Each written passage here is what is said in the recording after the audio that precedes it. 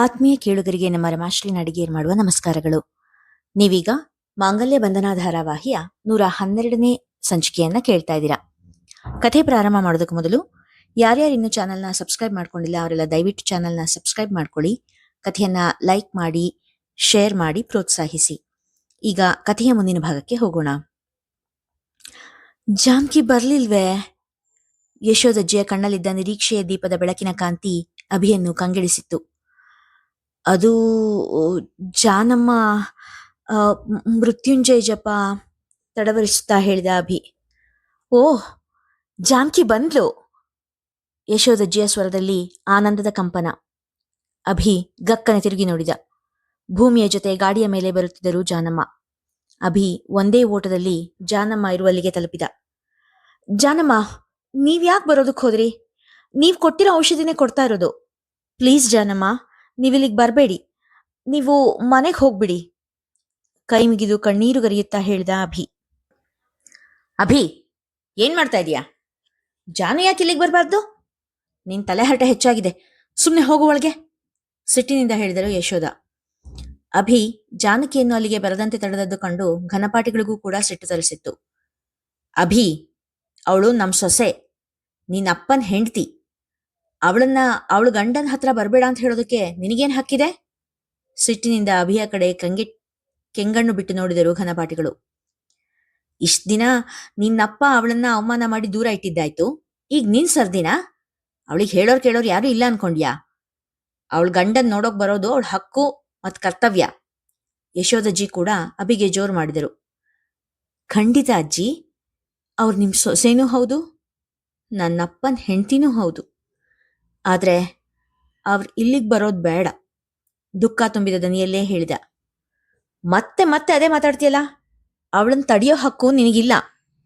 ಇಷ್ಟ ದಿನ ಜಾನಮ್ಮ ಜಾನಮ್ಮ ಅಂತ ಅವಳ ಹಿಂದೆ ತಿರುಗಿ ಈಗ ಅವಳ ಗಂಡನ ಜೊತೆ ಸೇರ್ತಾಳೆ ಅನ್ನೋ ಸಮಯದಲ್ಲಿ ಸವತಿ ಮಗನ್ ಬುದ್ಧಿ ತೋರ್ತಿದ್ಯಾ ನೀನು? ಜಾನ್ಕಿ ಕೋದಂಡನ್ ಬಳಿಗ್ ಬಂದ್ರೆ ಅವಳು ನಿನ್ನ ಅಮ್ಮನ ಸ್ಥಾನನ ಕಸ್ಕೊಳ್ತಾಳೆ ಅನ್ನೋ ಭಯ ತಾನೇ ನಿನ್ಗೆ? ಇಲ್ಲಿ ಕೇಳಭಿ, ನಮ್ ಜಾನ್ಕಿ ಸ್ಥಾನನ ನಿನ್ನಮ್ಮ ಕಸ್ಕೊಂಡಿದ್ದು. ಹಾಗೆಲ್ಲ ಜಾನ್ಕಿ ಯಾವತ್ತೂ ಯಾರ ವಸ್ತುಗೂ ಆಸೆ ಪಟ್ಟೋಳಲ್ಲ. ಯಶೋದ ಅಜ್ಜಿ ಅವರ ಅರಿವಿಗೆ ನಿಲುಕಿದಂತೆ ಮಾತನಾಡುತ್ತಿದ್ದರು. ತನ್ನಮ್ಮನ ಸ್ಥಾನದಲ್ಲಿ ಜಾನಕಿಯನ್ನು ನೋಡಲಾಗದೆ ಅಭಿ ಅವರನ್ನು ತಡೆಯುತ್ತಿರುವೆನೆಂದು ತಿಳಿದುಕೊಂಡರು. ಅಯ್ಯೋ ಅಜ್ಜಿ, ನಿಮ್ಗೇನು ಅರ್ಥ ಆಗ್ತಾ ಇಲ್ಲ. ಜಾನಮ್ಮನ ಸ್ಥಾನನ ಯಾರು ಯಾವತ್ತೂ ತುಂಬೋದಕ್ ಸಾಧ್ಯ ಇಲ್ಲ. ನಾನು ಜಾನಮ್ಮನ್ನ ಇಲ್ಲಿಗೆ ಬರಬೇಡಿ ಅಂತ ಹೇಳ್ತಾ ಇರೋದೇ ಬೇರೆ ಕಾರಣಕ್ಕೆ. ಯಶೋದಜ್ಜಿಗೆ ತನ್ನ ನಿಲುವನ್ನು ಅರ್ಥ ಮಾಡಿಸಲು ಪ್ರಯತ್ನ ಪಟ್ಟ ಅಭಿ. ಅದ್ ಎಂತದ್ದೇ ಕಾರಣ ಆಗಿರ್ಲಿ, ನೀನ್ ಅವಳನ್ನ ತಡೆಯೋ ಹಾಗಿಲ್ಲ. ಇನ್ನೇನ್ ಭಯ ಇಲ್ಲ, ಜಾನು ಬಂದಾಯ್ತು.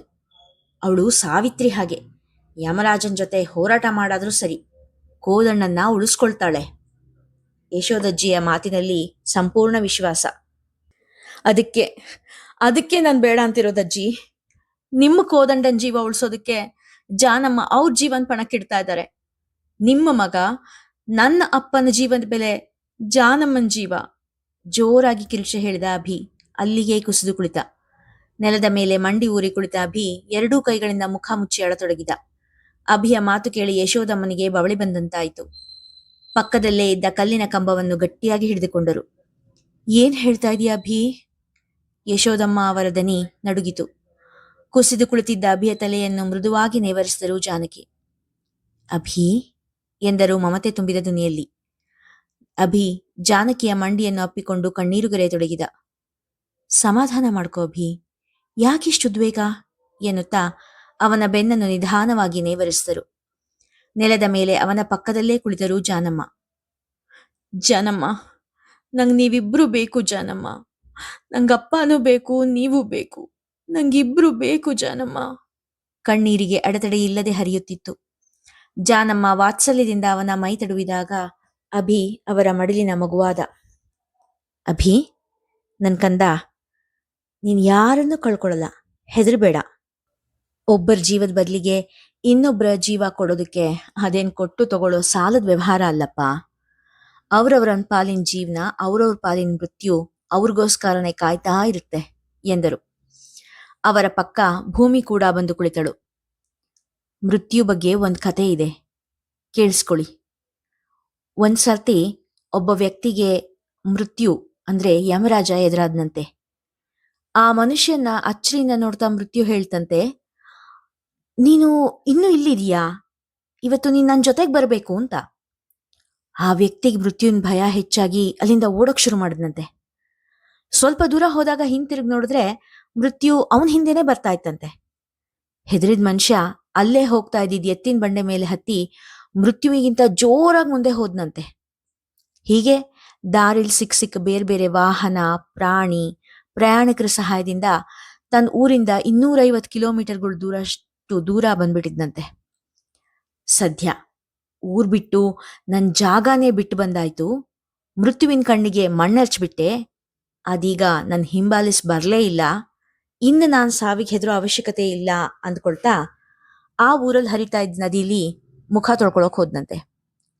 ಕಾಲ್ ಜಾರಿ ನದಿಗ್ ಬಿದ್ದು ಆ ಮನುಷ್ಯ ಅಲ್ಲೇ ತನ್ನ ಜೀವ ಕಳ್ಕೊಂಡಂತೆ. ಅಲ್ಲೇ ದಡದಲ್ಲಿದ್ದ ಮೃತ್ಯು ಹೇಳ್ತಂತೆ, ಬೆಳಿಗ್ಗೆ ಇವನನ್ನ ಆ ಊರಲ್ಲಿ ನೋಡಿ ಚಿಂತೆ ಆಗ್ಬಿಟ್ಟಿತ್ತು. ಇವನ್ ಮೃತ್ಯು ಅಲ್ಲಿಂದ 250 ಕಿಲೋಮೀಟರ್ ದೂರ ಇದೆ. ಸಂಜೆ ಒಳಗೆ ಹೇಗಪ್ಪ ಅವನಿಷ್ಟು ದೂರ ಬರ್ತಾನೆ ಅಂತ ಅನ್ಕೊಳ್ತಿದ್ದೆ. ಹಣೆಲ್ ಬರ್ದಿದ್ದು ನಡಿಲೇಬೇಕಲ್ಲ ಅಂತ ಹೇಳಿ ನಗ್ತಂತೆ. ಕತೆ ಅರ್ಥ ಗೊತ್ತಾಯ್ತಲ್ವಾ?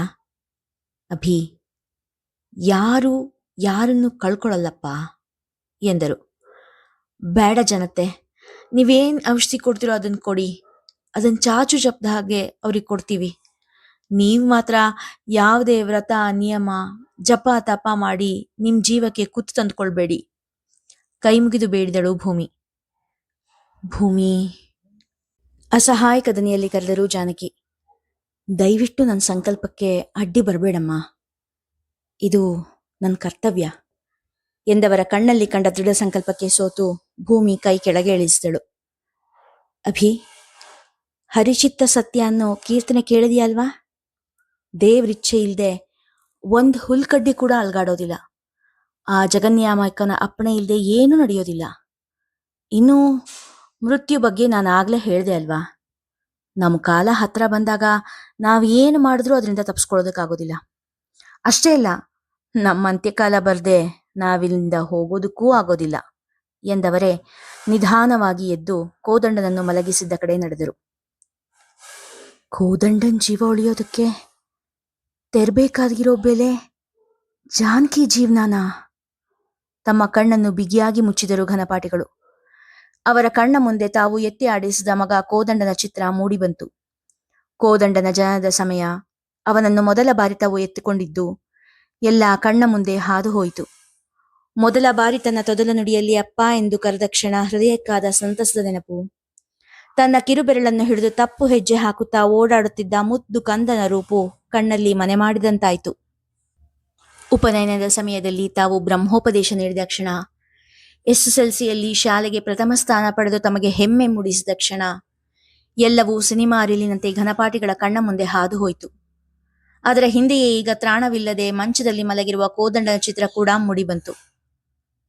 ನನ್ನ ಮಗ ನನ್ನ ಕಣ್ಣು ಮುಂದೆನೆ ಕಾಲನ್ ವಶ ಆಗೋದನ್ನ ನಾನು ನೋಡ್ಬೇಕೆ? ಪುತ್ರ ಶೋಕಂ ನಿರಂತರಂ ಅಂತಾರೆ. ಹಾಗೆ ನಾನ್ ಬದುಕಿರೋವರೆಗೂ ಕೋದಂಡನ್ನ ನೆನೆಸ್ಕೊಂಡು ಸಂಕಟ ಪಡ್ಬೇಕೆ?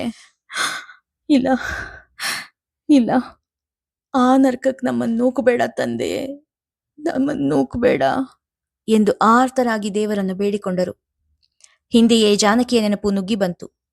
ತಮ್ಮ ನಿರ್ಧಾರಕ್ಕೆ ಬೆಲೆ ಕೊಟ್ಟು ಕೋದಂಡ ಕಟ್ಟಿದ ಕರಿಮಣೆಯ ಬಾಂಧವ್ಯಕ್ಕೆ ಕಟ್ಟು ಬಿದ್ದು ಮನೆ ಮಗಳಾಗಿ ತಮ್ಮ ಆಸರಿಗೆ ನಿಂತ ಜಾನಕಿಯ ಮುಗ್ಧ ಮುಖ ಕಣ್ಣ ಮುಂದೆ ಬಂದಾಗ ಘನಪಾಠಿಗಳು ಬೆಚ್ಚಿದರು.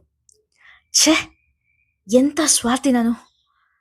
ಪರಮಾತ್ಮ, ಈ ಮನೆಯಿಂದ ಆ ಮಗುಗಾಗಿರೋ ಅನ್ಯಾಯನೇ ಸಾಕು. ಆ ಹೆಣ್ಮಗು ಜೀವನ ಅಂತೂ ನಾವು ಕಸ್ಕೊಂಡಾಗಿದೆ. ಇನ್ ಜೀವ ಕೂಡ ಈ ಮನೆಗಾಗಿ? ಬೇಡ ಬೇಡ ತಂದೆ, ಆ ಪಾಪ ನಮ್ಮಿಂದ ಆಗದೆ ಇರಲಿ. ಘನಪಾಠಿಗಳು ತಮ್ಮ ದುಃಖವನ್ನು ಗಂಟಲಲ್ಲೇ ಒತ್ತಿ ಹಿಡಿದು ಕಣ್ಣು ಬಿಟ್ಟರು. ಅಭಿ, ಜಾನಕಿಯಲ್ಲಿ ಎಂದಾಗ ಕೋದಂಡನನ್ನು ಮಲಗಿಸಿದ್ದ ಕೋಣೆಯ ಕಡೆ ಕೈ ತೋರಿಸಿದ. ಅಯ್ಯಯ್ಯೋ, ಅವಳನ್ನ ಯಾಕೆ ಅಲ್ಲಿಗೆ ಹೋಗಕ್ ಬಿಟ್ಟೆ ಎನ್ನುತ್ತಾ ಕೋಣೆಯ ಕಡೆ ಹೊರಟಾಗ ಅಭಿ ಅವರನ್ನು ತಡೆದ. ಅಲ್ವೋ ಅಭಿ, ಜಾನಕಿ. ಅಜಯ, ಜಾನಮ್ಮ ನಮ್ ಯಾರ ಮಾತು ಕೇಳೋದಿಲ್ಲ. ಅವ್ರ ಸಂಕಲ್ಪ ದೃಢವಾಗಿದೆ. ಜಾನಮ್ಮಂಗೆ ಈಗ ಬೇಕಾಗಿರೋದು ನಮ್ಮೆಲ್ಲರ ಪ್ರಾರ್ಥನೆ ಶಕ್ತಿ ಅಷ್ಟೇ. ಎಂದಾಗ ಘನಪಾಠಿಗಳು ನಿಂತಲ್ಲೇ ಕೈಮುಗಿದು ಶ್ರೀರಾಮನನ್ನು ನೆನೆದರು.